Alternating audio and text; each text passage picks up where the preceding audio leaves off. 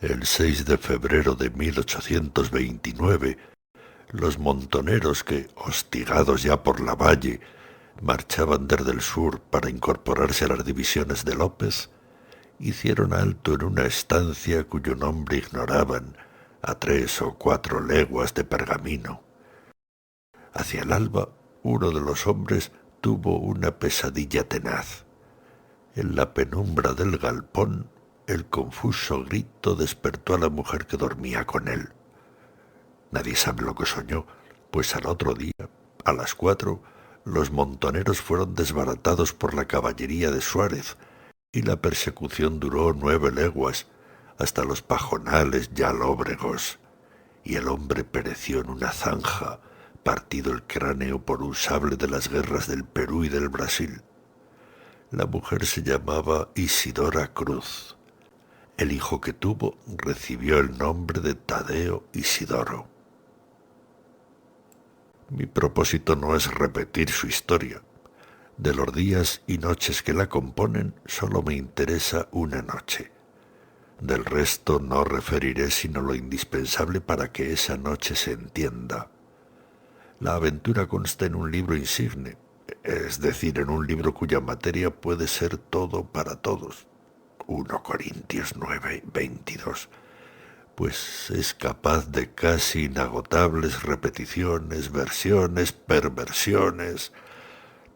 Quienes han comentado, y son muchos, la historia de Tadeo Isidoro, destacan el influjo de la llanura sobre su formación, pero gauchos idénticos a él nacieron y murieron en las selváticas riberas del Paraná y en las cuchillas orientales.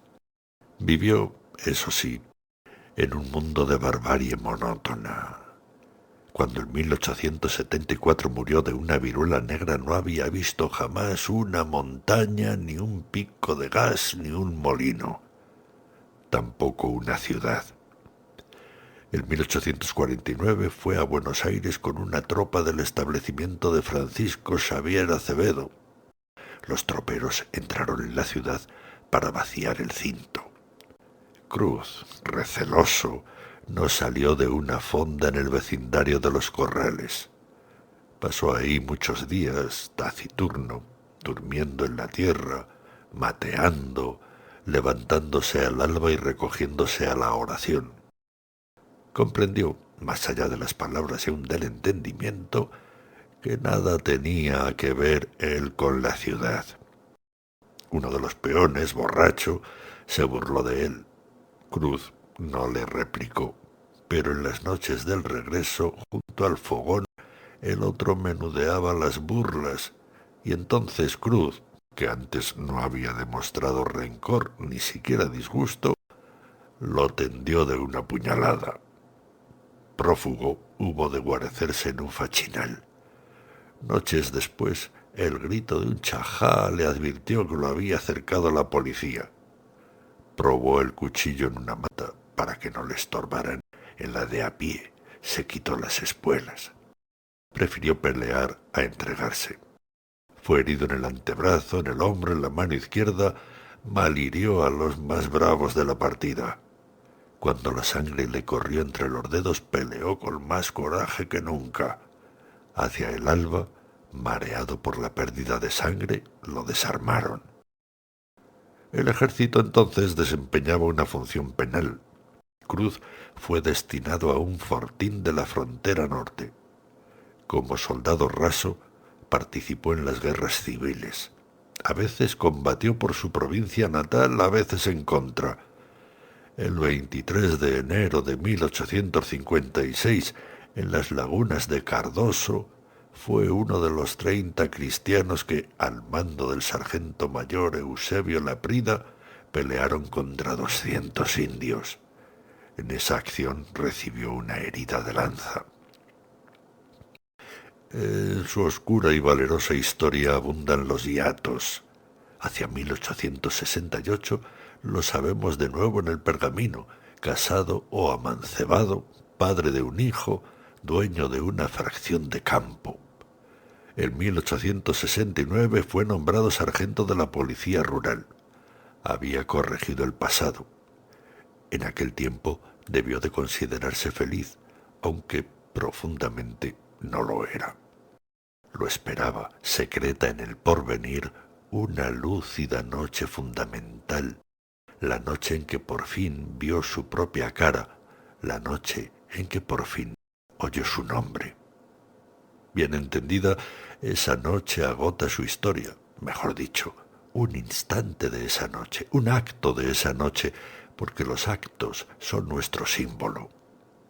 Cualquier destino, por largo y complicado que sea, consta en realidad de un solo momento, el momento en que el hombre sabe para siempre quién es. Cuéntase que Alejandro de Macedonia vio reflejado su futuro de hierro en la fabulosa historia de Aquiles, Carlos XII de Suecia en la de Alejandro. A Tadeo Isidoro Cruz, que no sabía leer, ese conocimiento no le fue revelado en un libro, se vio a sí mismo en un entrevero y un hombre. Los hechos ocurrieron así. En los últimos días del mes de junio de 1870 recibió la orden de apresar a un malevo que debía 2 muertes a la justicia. Este era un desertor de las fuerzas que en la frontera sur mandaba el coronel Benito Machado. En una borrachera había asesinado a un moreno en un lupanar, en otra a un vecino del partido de Rojas. El informe agregaba que procedía de la Laguna Colorada. En este lugar, hacía 40 años, habíanse congregado los montoneros para la desventura que dio sus carnes a los pájaros y a los perros. De ahí salió Manuel Mesa, que fue ejecutado en la Plaza de la Victoria, mientras los tambores sonaban para que no se oyera su ira. De ahí el desconocido que engendró a Cruz y que pereció en una zanja partido el cráneo por un sable de las batallas del Perú y del Brasil. Cruz había olvidado el nombre del lugar. Con leve pero inexplicable inquietud lo reconoció.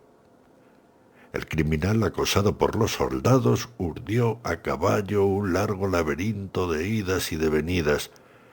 Estos, sin embargo, lo acorralaron la noche del 12 de julio. Se había guarecido en un pajonal. La tiniebla era casi indescifrable. Cruz y los suyos, cautelosos y a pie, avanzaron hacia las matas en cuya hondura trémula acechaba o dormía el hombre secreto. Gritó un chajá. Tadeo Isidoro Cruz tuvo la impresión de haber vivido ya ese momento. El criminal salió de la guarida para pelearlos. Cruz lo entrevió terrible. La crecida melena y la barba gris parecían comerle la cara. Un motivo notorio me veda referir la pelea. Básteme recordar que el desertor malhirió o mató a varios de los hombres de Cruz. Mientras combatía en la oscuridad, mientras su cuerpo combatía en la oscuridad, empezó a comprender. Comprendió que un destino no es mejor que otro, pero que todo hombre debe acatar el que lleva adentro. Comprendió que las jinetas y el uniforme ya lo estorbaban. Comprendió su íntimo destino de lobo, no de perro gregario. Comprendió que el otro era él. Amanecía en la desaforada llanura. Cruz arrojó por tierra el kepis, gritó que no iba a consentir el delito de que se matara un valiente y se puso a pelear contra los soldados junto al desertor Martín Fierro.